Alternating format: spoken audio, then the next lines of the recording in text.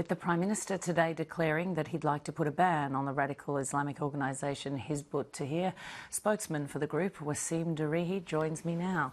Thank you for coming in. Thank you. We've invited you here tonight to help Australians better understand what it is that you stand for. So tell me, first of all, do you support the murderous campaign being waged by Islamic State fighters in Iraq? Well, thank you very much for the opportunity. There is an urgent need in this country to have quite open and honest conversation. I want to take a moment just to take a step back. But I would like you to take this moment to my question, only because we'll have some time to go through a number of issues, and I don't want to run out of time. We won't run out of time. We'll definitely address the most important and pertinent points. The first point is this, that when we discuss the events in the Middle East, in the Muslim world, our entry point shouldn't be what ISIS is doing or not doing.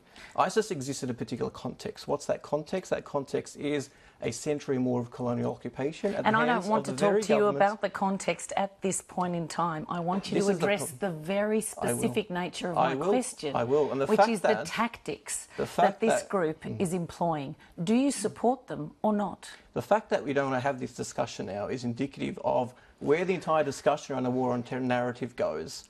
The fact is, the entire response is what Muslims are doing or may not be doing. But no one legitimately or sincerely is discussing what Western governments are doing in the Muslim world. Groups like ISIS or Al-Qaeda don't exist in a vacuum. They exist as a reaction to Western interference in the Islamic lands, and they view themselves, rightfully or wrongfully, irrespective of my opinion or otherwise, as a resistance effort to what they regard as an unjust occupation. And with respect, many commentators all over the world have made that very point. What I'm asking you specifically is their tactics. Of course people are angry, we understand that, but what I'm asking you is the tactic that's being employed to push back. Do you support it? Well, let me explain something very clearly. Answer my question, please. I'll explain to you why the question itself is quite disconcerting. Because what we're talking about is a particular reality where millions have lost their lives. Countries have been destroyed. You are clearly obfuscating, and I did not invite you onto this program. I reject the accusation. I'll say very clearly. Why will you not point blank condemn the actions of IS because fighters? The question itself is offensive. Men who cut off the heads of innocent journalists and aid workers. Why will you not take the opportunity? You have a national platform here. Why don't you adopt the leadership that many have obviously given you responsibility for? Why won't you allow me to answer the question that I deem appropriate? I've answered the question quite directly. We're talking about a reality in which millions have lost their lives directly as a consequence of the foreign policies of countries like Australia. And you have made that point, but and what I allowed you to make that point. What hasn't been made is what are we going to do about it? Will make their own judgments and of course they will. And I have absolute trust in the Australian population. And now I would just draw you back to my question. And I'll keep repeating the same point. This cannot possibly be our entry point in this discussion. Because why is the attention on ISIS, what ISIS is doing or not doing? Our position on ISIS is very clear.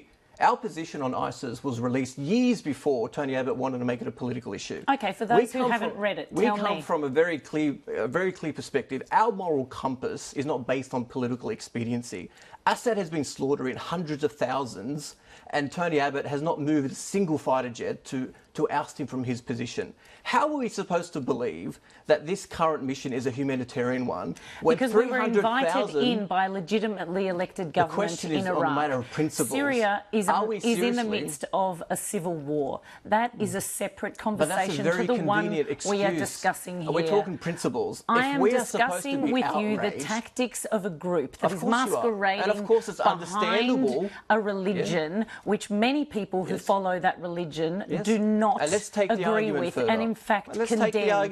People like community leaders here in Australia, like Dr. Jamal Rifi, who has publicly condemned the actions of Islamic State. Why won't you do the same? My clear position is that we took a clear position on ISIS long before Western politicians wanted to use ISIS as the latest bogeyman. Let's not forget that 1 million people lost their lives based on a lie. Based on a lie. Let's not forget the whole charade around the weapons of mass destruction. I don't think people forget that, and there have been Tony Abbott is wanting us to believe that the greatest threat to all of us is the actions of a group, of a handful of individuals, and no one wants to discuss what has caused the death of a million civilians in Iraq? Are you outraged by the image of an Australian-born child of 7 years old holding up severed heads like trophies in Iraq or Syria? Let me tell you what I am outraged by. So you won't even answer that question. Are you going to allow me to answer the question? Are you going to allow me to answer the question? If you wanted a one-way discussion, no. If you wanted a one-day discussion, I think you're the one who wanted the one-way discussion. You did not necessarily have to invite me. I am asking you legitimate questions, which you have obviously come here knowing you didn't want to answer. No, because you're not getting the answer you want. Because you're not getting the answer you want. In many cases, I just want a yes or no. Let me make it very clear. You've invited me onto this platform to express my views. Yes. You're not allowing me to do that. But you want to express your views quite separate to the questions that I'm putting to you. I'm answering the question. Okay, let me ask you a different question, and let's see if you might engage with that one.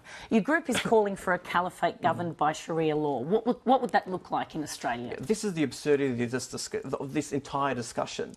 Why is the focus, given the context of the war on terror, entirely upon what Muslims are doing or not doing? Okay, let me ask you another one. Okay, you're not going to engage with that one. No, let me be very clear. Just because you don't get the answer you want, just because I'm not reinforcing an Islamophobic narrative that justifies the wholesale slaughter of entire populations. Any supposed I'm explaining the context in which this entire discussion is happening. Putting a line in the sand all you're and doing giving is people reinforcing a the view. yes or a no about what your continue to talk position over is. each other. Your job is to ask the questions and to listen to my response. If you wanted to push an agenda, let's swap seats. But if you wanted to my job communicate is not a position, to ask questions and have you answer something entirely different. Your job is to ask the question and to canvass my opinions. That's why I was introduced into this program. If you wanted to dictate my response, if you wanted to dictate terms of acceptability, then take my position. But ask me a question and at least afford me the respect for the opportunity to answer it.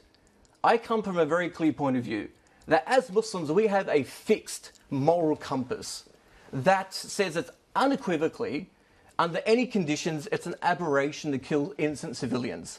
Tony Abbott cannot say that. John Howard dismissed the slaughter of half a million. Okay, let's dismissed the slaughter of 500,000 civilians as an embarrassment. Let's talk about morality here. Let's talk about who is the greatest threat to civilian life. I think people are very clear of your point of view.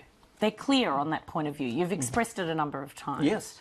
Now, let me ask you this. My message is this is where the discussion needs to be. Will you take this opportunity now to urge young Muslim men here in Australia not to join Islamic State fighters in Iraq and Syria? And I'll answer it the exact same way. The war on terror narrative works in this way. It presents the West as the good guy and Muslims as the bad guy, and we are what represents an existential threat to the entire world. That's an absurdity. It is not Muslims who are flying B-52s. It is not Muslims who are dropping bombs from their fighter jets. It is not Muslims who are occupying foreign lands. But it is Islamic State fighters don't come to me and pretend that the greatest threat to all of us... They're killing Christians. We're talking about They're murdering Kurds. I'm glad you raised that point. Do you know why? Because how are we expected to believe that the West is concerned about the life of minorities when it is the majority that is being slaughtered? How are we supposed to take those arguments seriously? How are we supposed to take the moral compass seriously when people like Madeleine Albright dismisses lives of 500,000 or 1 million through sanctions? One question that I'm answering very clearly. Specifically addressing the question I'm asking you. Just because you don't like the answer doesn't mean I'm not answering the question. But will you do me a favour and answer one question? I'm doing the public a great favour by refocusing this discussion where it needs to be. Ask yourselves very clearly, the Australian public... I believe in the Australian public more than Tony Abbott does. I believe that as human beings, they will identify with innocent life taken wrongly anywhere around the world. What will the Australian public make of the fact that you will not sit here and tell your fellow Muslim men not to join Islamic State fighters in Iraq and Syria? I believe 100% that the Australian public will see through the rhetoric. Tony Abbott and others who adopt his script are famous for their dog whistle politics, are famous for their policies around marginalisation and xenophobia. That's not some great new revelation. They campaign on this basis specifically because they don't want to confront the truth.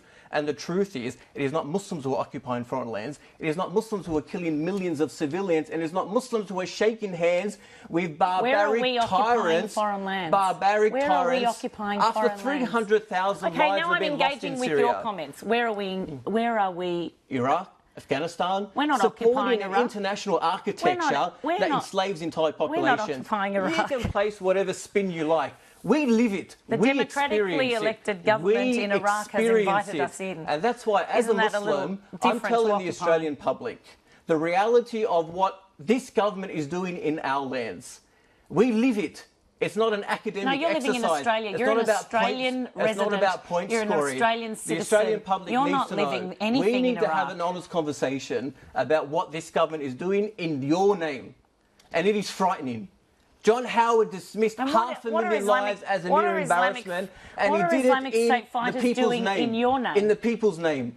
And this is the dilemma. You want the focus, you want the world to believe that what is of greatest concern is what a handful of individuals are doing in response like to what is being done upon them. There are about 30,000 now. Let's talk about the other side. Let's talk about the fact that they exist as a reaction to what exists on the ground. And what exists on the ground? Foreign occupation, political repression. Does that justify beheading? Does that justify the slaughter of innocents? The subjectivity around this discussion? Why don't you condemn what the Australian government is doing? Why don't you condemn what the American government is doing? Why don't you condemn the innocent killing of 1 million lives in Iraq and Afghanistan? Why don't you do that? Why don't you hold the government to account? We're out of time, surprise. Very conveniently. Well, we are out of time. We don't have an infinite amount of time to talk to you, but thanks for coming in nonetheless. It is my pleasure.